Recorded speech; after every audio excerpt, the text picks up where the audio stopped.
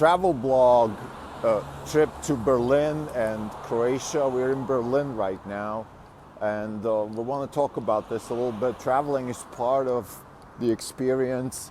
Like reading, it's not just a pastime. This is part of the business, to go around, to understand different places, to also get just different viewpoints on things. I think geography is an important thing. Like, people get stuck in their things and their ways and their habits, and that's fine. That's human nature, and I think one way to get out of this is to travel, and that's what we're doing right now. We're in Berlin, and Berlin, of course, the city where Tesla has chosen to set up shop for Europe. So we're going to visit Tesla today. I want to talk about this. I want to talk about the city. I want to talk about how I feel about this city. This is a Not Even Wrong podcast. It's June 2nd, 2022. This is Krim Telko. Since the last update, we're down 2.2%. The market's down 70 basis points. For the year, we're down 40.8%. The market's down 13.4%. We're underperforming by 27.4%. So Tesla has chosen Berlin as their base in Germany, and there was a lot of controversy why they did it, and I want to share my thoughts on why I think Tesla chose to put this city as their home in Europe, and also talk a little bit about the city itself. It's a very storied city. It's a great city. I would say it's one of the few cities left that you can call a city, and I want to explain what I mean with that. But let's first talk business here. So Tesla chose Berlin to be, before I go there, just for the new listeners, why are we doing this? The purpose of this podcast is to give people a sense for what it feels like to run a hedge fund. So the purpose of this podcast is not to talk about traveling and give people travel tips and things like that. And this is not what this particular episode is all about. This is not a travel tip to Berlin. This is a discussion of why we're traveling and how important that is. And the purpose of this podcast is to give people a sense for what it feels like to run a hedge fund. And this is part of the business. It's not just a pastime. So this is not just, we're just having some fun and this is what we do when we play. No. I think traveling and reading is part of the business. So as a hedge fund manager, you should regularly be moving around. You should travel. And when I say travel, I mean you should go and just visit your neighboring city in a car. You should jump on a plane and go and see maybe a city that's a little further away. And then sometimes you should also change the continent, change the culture, change the food culture, change the way people think and talk and all of that stuff. And I think the reason this is so crucial is because, and I don't want to use the word inspiration. I think that's a very, very loaded word. So let's not use the word inspiration, but let's use the word just change the current thought, change your wiring in your neural synaptic limbic system in your brain and also around your body. So that's really what, shake it up. Just have a different perspective. And just before I even go there, look, when I landed in Berlin and walk around here and look around the city, I mean, this city is very similar to San Francisco in a sense. There's hip restaurants and coffee shops, and the people dress very similarly. There's similar pop culture. So this is not, I'm not in the souk of some Middle Eastern city here or some aggressive Asian city where things are very different. No, but still, of course, things are different again. People have different habits, people have different cultures, the weather's different, the architecture's different, the history, the feel, the energy. And this particular place has a very, very specific feel. Why? Because of the history. I truly believe this is, my partner Zovinar talks about this a lot, that people leave their soul, or there's always a little bit of their soul left, or their energy, if you want. I don't know what the right word is. Some sort of energy which is left behind in a place. And this place has left a lot of energy and a lot of soul behind. This place has been the epicenter maybe of global politics from, let's say, 1850 to 1945. epicenter in a sense that it grew to become the biggest player in the world in politics, and then it grew to start two of the biggest and most disastrous and painful wars that humanity ever had. And all of this energy is you feel it here. You feel it, and of course, some might say, well, you don't feel nothing. You're just biased because you know what happened here. If I take a person that's never read history and I drop them in Berlin, they would not feel it. That's possible. I can't vouch for that because, again, I am feeling it and I have read history. Nevertheless, I do think that people leave some of their soul. The history, the energy here is, it's not very inspiring, let's say like New York or San Francisco. New York being the city itself inspiring, San Francisco, the nature around it inspiring. Here, I don't have neither of it. I don't have nature, and then I don't have, it's not inspiring in the sense that I wouldn't call this place, let's say it's not urging me to create, it's not urging me to do things out of my comfort zone and things like that, which is what New York does, and again, like San Francisco does in their own different ways. So this place it's pretty subdued, and the reason I think is because there's just been a lot of suffering here.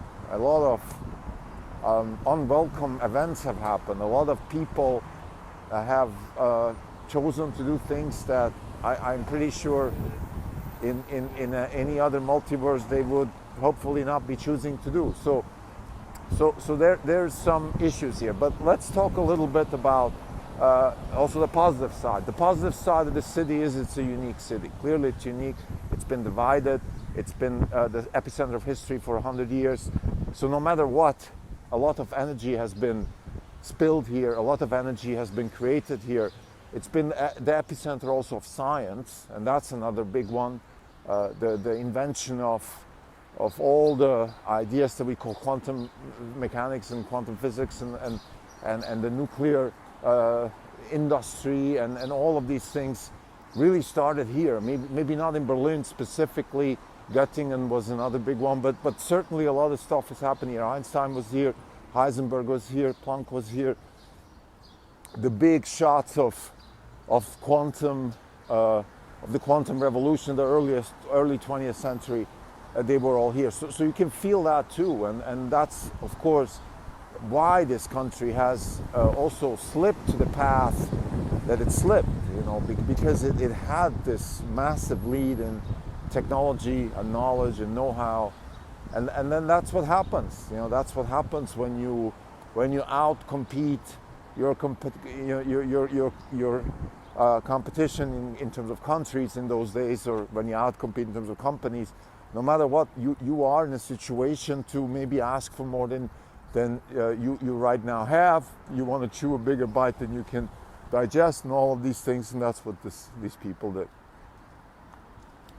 So there's a feel of that. There's a feel of, to paraphrase Rammstein's Deutschland, it's überlegen, überheblich, über a couple of other things. What they're trying to play with this word game is, of course, the sort of what does it mean? It means you're superior, you're entitled, you chew a bigger bite than you can actually swallow. I think that's what they're really trying to say. Now let's talk about contemporary stuff. Let's talk about Tesla and what's going on with Tesla. And Tesla chose to be in Berlin, controversial in many ways. First, why Germany? Second, why Berlin? And I have an answer for both of these questions. Why Germany? Well, you want to be in the lion's den. Germany is the biggest market in Europe.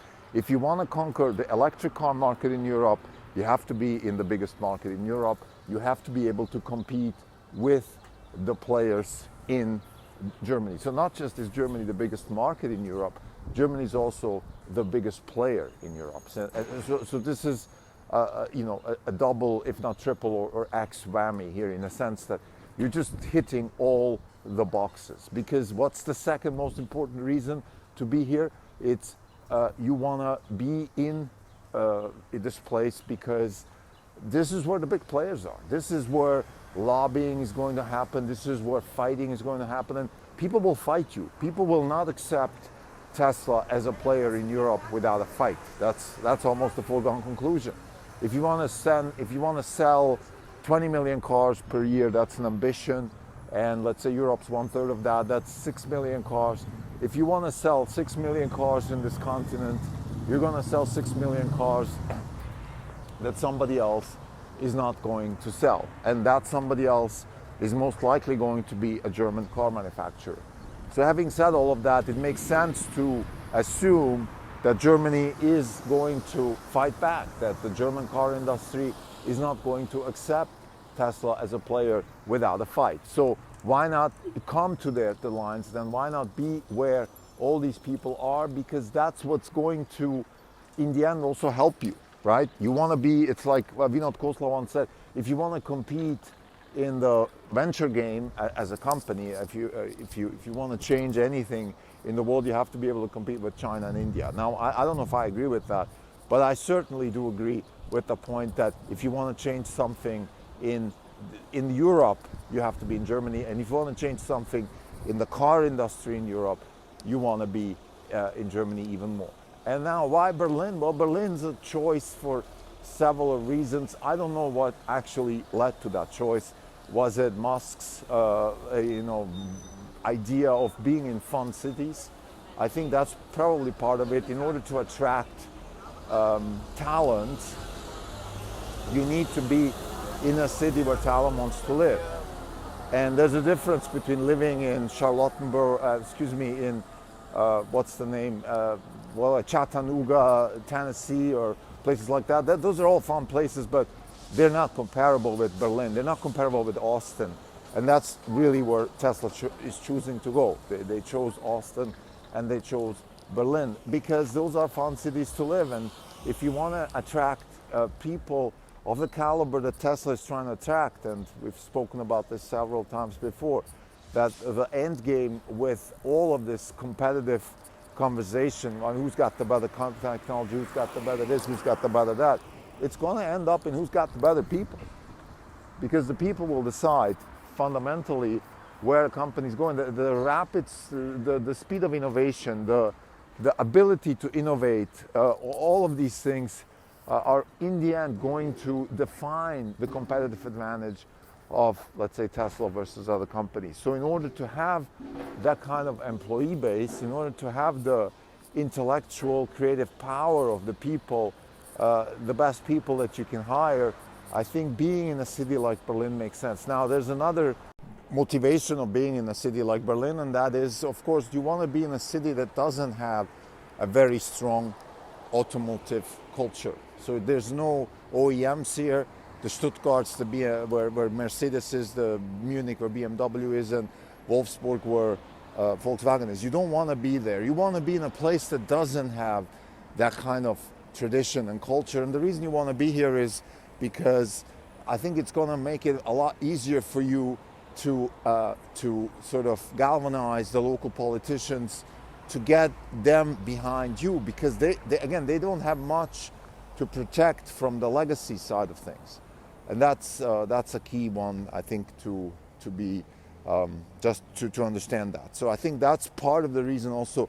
So you want to be in the lion's den, but you want to be in a part of the lion's den that isn't directly connected politically, financially with the industry that is going to fight you. And that's what Berlin is. So to summarize, this is the first episode of the travel blog, trip to Berlin, trying to soak up the energy here, see what Tesla is up to, visit their showrooms, visit their factory, hopefully try to talk to some people about how they feel about Tesla here, try to get a sense for the market also. How's the electric car market doing in Europe? What are the challenges? What are the what's to be expected in the next couple of months and years? Certainly we're very positive about that, just given what's going on the energy landscape and how difficult it is to fuel cars these days. It's very expensive. For example, when I landed in Berlin-Brandenburg I wanted to take an Uber. It was almost €100, and then I was offered a monthly bus and train ticket, so you can use anything basically in the city of Berlin for €9 per month. It's clearly a statement that the city is making. Listen, don't drive cars. We want you to use public transportation. So just one little glimpse, but this is exactly what traveling is all about. You know, who would have thought that this country is so aggressive in terms of moving people away from the roads? Well, they are, because they have to, and this is good. It's good for, certainly for the decarbonization of Europe, the decarbonization of the global industry. And it's also good for Tesla, because decarbonization means that whatever is left on the roads, whoever is driving on the roads is going to drive electric, and Tesla is the leader in electric cars. So luxury electric cars are having a very, very good future in this country. And again, I think this country is crucial for what's happening in Europe, and certainly will have a big, big impact also in what's going to happen on the global industry front. Thank you.